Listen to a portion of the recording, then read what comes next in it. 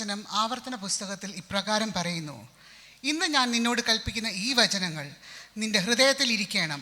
നീ അവയെ നിൻ്റെ മക്കൾക്ക് ഉപദേശിച്ചു കൊടുക്കുകയും നീ വീട്ടിൽ ഇരിക്കുമ്പോഴും വഴി നടക്കുമ്പോഴും കിടക്കുമ്പോഴും എഴുന്നേൽക്കുമ്പോഴും അവയെക്കുറിച്ച് സംസാരിക്കുകയും വേണം. പലപ്പോഴും മാതാക്കന്മാരോട് നമ്മളുടെ കുഞ്ഞുങ്ങൾ ചോദിക്കാറുള്ള ചോദ്യമുണ്ട്: എന്തിനാ ഈ റിപ്പീറ്റഡ്ലി പറയുന്നതെന്ന്? വചനം അപ്രകാരമാണ് പറയുന്നത് മക്കളെ. പ്രത്യേകിച്ച് യുവജനങ്ങളോടുള്ളൊരു ഓർമ്മപ്പെടുത്തലൂടെയാണ്. വചനം ഇപ്രകാരം പറയുന്നു: ഇരിക്കുമ്പോഴും കിടക്കുമ്പോഴും നടക്കുമ്പോഴും ദൈവവചനത്തെക്കുറിച്ച് സംസാരിക്കണമെന്ന് വചനം കൃത്യമായിട്ട് എഴുതി വെച്ചിട്ടുണ്ട്. ആയതിനാലാണ് ഞങ്ങൾ മാതാപിതാക്കൾ പലപ്പോഴും നിങ്ങളോട് റിപ്പീറ്റഡ്ലി കാര്യങ്ങൾ പറയാറുള്ളത്. അപ്രകാരം നടക്കുന്ന ഒരു കുഞ്ഞിനെ കുറിച്ച് പ്രോവേർബ്സ് 22:6 സദൃശ്യവാക്യങ്ങൾ 22:6 ഇപ്രകാരം പറയുന്നു: ബാലൻ നടക്കേണ്ടുന്ന വഴിയിൽ അവനെ അഭ്യസിപ്പിക്കുക, അവൻ വൃദ്ധനായാലും അത് വിട്ടുമാറുകയില്ല. നമ്മുടെ കുഞ്ഞുങ്ങൾ നമുക്ക് വേണ്ടി ഇവിടെ ഒരു ചെറിയ പ്രോഗ്രാമുമായിട്ടായിരിക്കുന്നു. ദൈവവചനപ്രകാരം തൻ്റെ മക്കളെ വളർത്തിയ പാപ്പച്ചനുപദേശിയെയും കുടുംബത്തെയും ഞങ്ങൾ ഇവിടെ പരിചയപ്പെടുത്തുന്നു. Skit by our children, spiritual home. എടി കൊച്ചേ, ജിനി മോളെ, ചേട്ടന്മാരെ വിളിച്ചുകൊണ്ട് സന്ധ്യപ്രാർത്ഥനയ്ക്ക് ഇരിക്കടി. എന്തോത്തിന് അമ്മച്ചി ബേളം വെക്കുന്നേ? ഞങ്ങൾ അങ്ങ് വരാം. അപ്പനെ കാണുമ്പോൾ അവളൊരു പൂച്ചയാ. ഞാൻ വിളിച്ചാലോ ഒരു അനുസരണയും ഇല്ല. അപ്പൻ വരട്ടെ അമ്മച്ചി, അത് കഴിഞ്ഞിട്ട് പ്രാർത്ഥിക്കാം. അപ്പൻ ഇങ്ങോട്ട് വരട്ടെ, ഞാൻ പറഞ്ഞു കൊടുക്കുന്നുണ്ട്. അപ്പനിപ്പം ഇങ്ങോട്ട് വന്നാ ഞങ്ങളെ അങ്ങ് ശരിയാക്കാൻ പോവാ, അല്ലേ അച്ചാച്ചാ? ഇങ്ങനെ അങ്ങ് നടന്നോ? ദൈവാനുഗ്രഹം ഇല്ലാതെ ഗുണം പിടിക്കത്തില്ലെന്ന് ഓർത്തോണം. എന്താടി നീ പറഞ്ഞത്? ഗുണം പിടിക്കത്തില്ലെന്നോ? കർത്താവിനെ സ്തുതിക്കുകയും വാഴ്ത്തുകയും ചെയ്യുന്ന അതേ നാവ് കൊണ്ട് തന്നെ കുഞ്ഞുങ്ങളോട് ഇങ്ങനെ പറയാതെടി. എൻ്റെ അച്ചായ, നമ്മുടെ മക്കളല്ലേ. ഞാൻ പ്രാഗ്യതല്ല. അന്നേരത്തെ ദേശത്തിനങ്ങ് പറഞ്ഞു പോയതാ. ഒന്നിനും ഒരു ദൈവഭയമില്ല. ഇങ്ങനെ പോയാൽ എന്താകും? നമ്മുടെ 3 മക്കളും അനുഗ്രഹിക്കപ്പെടുവടി. ദൈവം അവരെ അനുഗ്രഹിക്കും. മക്കളെ, വേഗം വാ, നമുക്ക് പ്രാർത്ഥിക്കാനിരിക്കാം.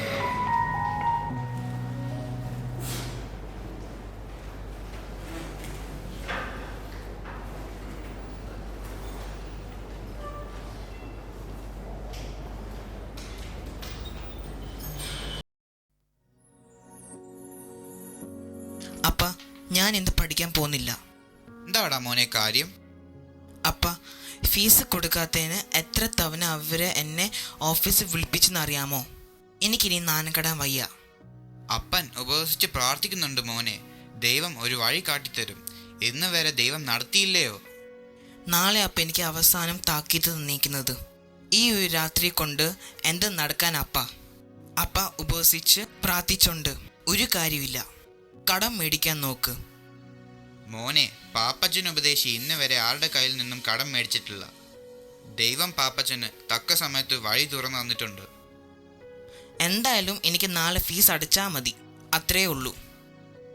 എൻ്റെ ദൈവമേ, സർവശക്തിയുള്ള ദൈവമേ, ഒരു വഴി തുറന്നു തരണമേ. അങ്ങല്ലാതെ അടിയന് ഒരാശ്രയമില്ലെന്ന് അറിയുന്ന പിതാവെ സഹായിക്കണമേ. അമ്മച്ചിയെ, ഒരു ചായ. അലറാതിരിയടാ, എനിക്ക് 2 കൈയേ ഉള്ളൂ. കൈയൊക്കെ ഫ്രീ ആയിട്ട് മതി അമ്മച്ചി. എടാ മോനെ എബി, നിന്റെ ജോലിയുടെ കാര്യം എന്തായടാ? ഒന്നും ആയില്ല അമ്മച്ചി, അതൊക്കെ അതിന്റെ വഴിയേ നടക്കും. അപ്പാ, നമുക്കൊരു ബൈക്ക് വാങ്ങണം. എല്ലാവർക്കും കാറുണ്ട്, ബൈക്കുണ്ട്. നമുക്ക് മാത്രം ഇതൊന്നുമില്ല. ഞാനും ജെബിയും മാത്രമേ സ്കൂളിലും കോളേജിലും നടന്നു പോയിട്ടുള്ളത്. എന്തിനാടാ ഇതൊക്കെ? നമുക്ക് നമ്മുടെ കർത്താവില്ലയോ? മുന്നമേ നമ്മൾ ദൈവത്തിൻ്റെ രാജ്യവും നീതിയും അന്വേഷിച്ചാൽ തക്ക സമയത്ത് നമുക്ക് ആവശ്യമുള്ളതൊക്കെയും ദൈവം നമുക്ക് നൽകി തരും.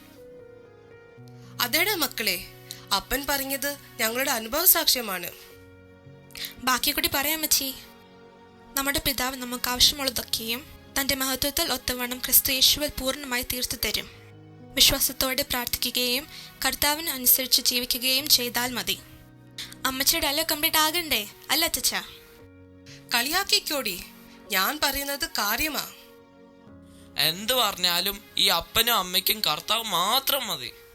ഞങ്ങളുടെ ആവശ്യങ്ങൾ പറഞ്ഞാൽ നിങ്ങൾക്ക് മനസ്സിലാകത്തില്ല. അച്ചായ, അരി തീരാറായി.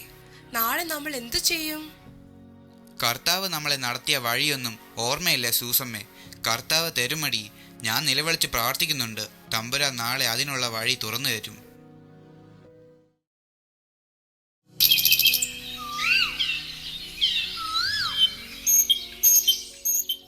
ഉപദേശി, ഉപദേശി, പാപ്സൻ ഉപദേശി ഇവിടെ ഉണ്ടോ? ഇവിടെ ഉണ്ടല്ലോ. അതാരാ? ഞാനോ ഉപദേശി, അങ്ങേ വീട്ടിലെ തങ്കച്ചൻ. ആഹാ, എന്താ തങ്കച്ച ഈ കൊച്ചു വെളുപ്പാങ്കാലത്ത്? എൻ്റെ ഉപദേശി, ഇന്നലെ രാത്രി ഒരു പോള കണ്ണടയ്ക്കാൻ പറ്റിയിട്ടില്ല. അതെന്താ തങ്കച്ച? രാത്രി മൊത്തം പാപ്പച്ചൻ ഉപദേശി കരയുന്നതും പ്രാർത്ഥിക്കുന്നതും മാത്രമാണ് എൻ്റെ ഉറക്കത്തിൽ തെളിഞ്ഞു വന്നത്. അതോടൊപ്പം തന്നെ പാപ്പച്ചൻ ഉപദേശിയെ എത്ര വേഗം സഹായിക്കാൻ ഒരു ശബ്ദവും കേട്ടു. തമ്പുരാനെ, എൻ്റെ പ്രാർത്ഥന തിരുസന്നിധിയിൽ എത്തിയല്ലോ. ഉപദേശി, ഇന്ന് പിടിച്ച് 1 മാസത്തേക്കുള്ള അരിയും സാധനങ്ങളും എല്ലാം ഉണ്ട്. കുറച്ച് പൈസയും ഉണ്ട്. തമ്പുരാൻ നൽകിയിട്ടുള്ളതിൽ നിന്ന് തരുവാൻ എനിക്ക് സന്തോഷമേ ഉള്ളൂ. ഇനി എന്തെങ്കിലും ആവശ്യമുണ്ടെങ്കിൽ അറിയിക്കണേ. എന്നാ ശരി ഉപദേശി, ഞാനൊന്ന് പോയി കിടന്ന് ഉറങ്ങട്ടെ. എന്നെയും എൻ്റെ കുടുംബത്തെ ഓർത്ത് പ്രാർത്ഥിക്കണേ. ദൈവത്തിന് മഹത്വം. തീർച്ചയായും തങ്കച്ച, ദൈവം താങ്കളെയും താങ്കളുടെ കുടുംബത്തെയും അനുഗ്രഹിക്കട്ടെ. സൂസമേ, ജിബി, എടാ മക്കളെ, ഇങ്ങോട്ടൊന്ന് വന്നേ. എന്താ അച്ചയ? എന്താ അപ്പച്ച? എടാ ജിബി, കണ്ടോടാ നിന്റെ ഫീസ്. സൂസമേ, നിനക്കുള്ള അരിയും സാധനങ്ങളും ഇതാ. ഏലിയാവിനെ കാക്കയെ കൊണ്ട് പോറ്റിയ ദൈവം പാപ്പച്ചന് വേണ്ടി തങ്കച്ചനെ അയച്ചടി. ഇപ്പോൾ മനസ്സിലായോ മക്കളെ, നമുക്ക് ലോകത്തെക്കാൾ വലുത് നമ്മുടെ കർത്താവാണെന്ന്. സ്തോത്രം, സ്തോത്രം. പിള്ളേർക്ക് എന്തു കൊടുക്കുമെന്ന് വിചാരിച്ചിട്ട് ഞാൻ സങ്കടപ്പെട്ടിരിക്കുകയായിരുന്നു. യേശുവേ, നന്ദിയോട് സ്തോത്രം, സ്തോത്രം. മോനെ ജിബി, ഈ ഫീസ് എടുത്തു വെക്ക്. ഈ വെളുപ്പിനെ തന്നെ ദൈവം നമുക്ക് വേണ്ടി വഴി ഒരുക്കുമെന്ന് ഞാൻ ഒരിക്കലും കരുതില്ല അപ്പാ. വർഷങ്ങൾ പലത് കഴിഞ്ഞു.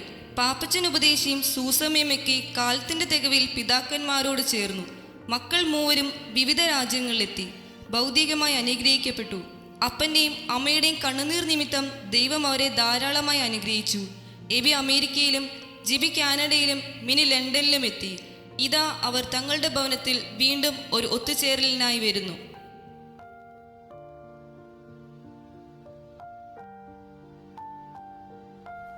എടാ മക്കളെ, നിങ്ങളൊക്കെ തടിച്ചു കൊഴുത്തല്ലോടാ. ബർഗറും KFC ആണോ സ്ഥിരം കഴിക്കുന്നത്? അങ്ങനെയാണെങ്കിൽ അത് വേഗം കുറയ്ക്കണം. വല്ല കൊളസ്ട്രോളോ പ്രഷറോ ഒക്കെ വരും. ഞാനും ഇടയ്ക്കൊക്കെ ഇത് കഴിക്കാറുള്ളൂ. പക്ഷെ എന്തുണ്ടായിട്ട് എന്താ, അപ്പച്ചനും അമ്മച്ചും അങ്ങ് പോയല്ലോ. അവരല്ലായിരുന്നോ നമ്മുടെ എല്ലാം? അതെ, നമുക്കിപ്പം ബൈക്കിന് ബൈക്കും കാറിന് കാറും സമ്പത്തിന് സമ്പത്തും ഒക്കെ ഉണ്ട്. പക്ഷേ എങ്കിൽ അവർക്കത് കാണാൻ പറ്റിയില്ല. നമ്മൾ അനുഭവിക്കുന്ന എല്ലാ നന്മയ്ക്കും കാരണം നമ്മുടെ അപ്പൻ്റെ അമ്മയുടെ പ്രാർത്ഥന മാത്രമാണ്. ബൈക്കിനെ പറ്റി ചോദിച്ചപ്പോൾ അപ്പച്ചനും അമ്മച്ചയും പറയുന്നത് ഇപ്പോഴും എൻ്റെ ഓർമ്മയിലുണ്ട്. നമുക്ക് കർത്താവില്ലേടാ, അതുപോലെ എന്നാണ്. അതെ അച്ചാച്ച, നമുക്ക് നമ്മുടെ കർത്താവുണ്ട്. അച്ചാച്ച, ഞാനൊരു തീരുമാനം എടുത്തിട്ടാണ് നാട്ടിൽ വന്നത്. നമ്മുടെ അപ്പനും അമ്മയും സേവിച്ച ദൈവത്തെ സേവിച്ചാൽ മതി എന്നുള്ള തീരുമാനത്തേക്ക് ഞാൻ എത്തി. ഞാൻ കർത്താവിൻ്റെ വേലയ്ക്കായിട്ട് സമർപ്പിച്ചു. ജോലിയൊക്കെ ഉപേക്ഷിച്ചിട്ടാണ് ഞാൻ വന്നേക്കുന്നത്. ജൂലിയും കുഞ്ഞുങ്ങളും കാനഡയിൽ തന്നെ താമസിക്കുകയാണ്. ഞാൻ ഇവിടെ കർത്താവിൻ്റെ വേലയിൽ ആയിരിക്കും. അപ്പൻ്റെ ആഗ്രഹം പോലെ അപ്പൻ്റെ ഉപദേശി എന്ന പേര് നിലനിർത്താൻ ഞാൻ തീരുമാനിച്ചു. നന്നായി അച്ചാച്ച, ദൈവം അച്ചാച്ചനെ അനുഗ്രഹിക്കട്ടെ. കർത്താവിൻ്റെ വേലയേക്കാൾ വലിയ ഉദ്യോഗം ഏതാ ഉള്ളത്? അതിൻ്റെ ശ്രേഷ്ഠത മറ്റൊന്നിനുമില്ല. അതേ മോനെ, നമുക്ക് നമ്മുടെ അപ്പച്ചനെയും അമ്മച്ചയും പോലെ പ്രാർത്ഥനയിലും ഉപവാസത്തിലും വചനദാനത്തിനും ഉറ്റിരുന്ന് ഒരു ജയജീവിതം നയിക്കാം. നമുക്കും നമ്മുടെ മക്കൾക്കും നിത്യതയിൽ എത്തിച്ചേരാൻ സാധിക്കട്ടെ. ദൈവജനമേ, ലോകം എല്ലാ നിലകളിലും വിശ്വാസ സമൂഹത്തെയും സഭകളെയും കീഴടക്കിക്കൊണ്ടിരിക്കുമ്പോൾ അതിൽ നിന്ന് വ്യത്യസ്തരായി നമുക്ക് ദൈവരാജ്യവും ദൈവത്തിൻ്റെ നീതിയും അന്വേഷിക്കുന്നവരായി മാറാം. കണ്ണീരോടെ വിതയ്ക്കുന്നവർ ആർപ്പോടെ കൊയ്യും. നമ്മുടെ തലമുറകൾക്ക് വേണ്ടി കണ്ണീരോടെ പ്രാർത്ഥിക്കാം.